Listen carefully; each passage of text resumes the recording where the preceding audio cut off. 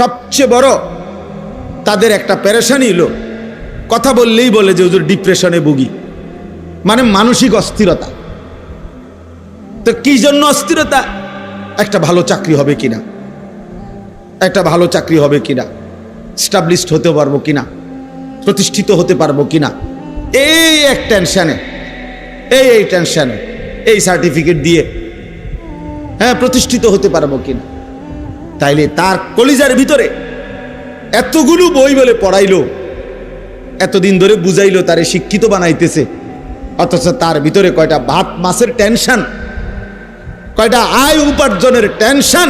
তার এই সমস্ত 16 বছরের পড়ালেখা করে বাস কইরা একসাথ কইরা এইটার ভিতরে শুধু ভাতের চিন্তা আর তরকারির চিন্তা, আর এখন বিল্ডিং এর চিন্তা, আর এখন বিয়াকরণের চিন্তা, এইটাই তার 16 বছরের পড়ার উপরে ডাইলা দিস।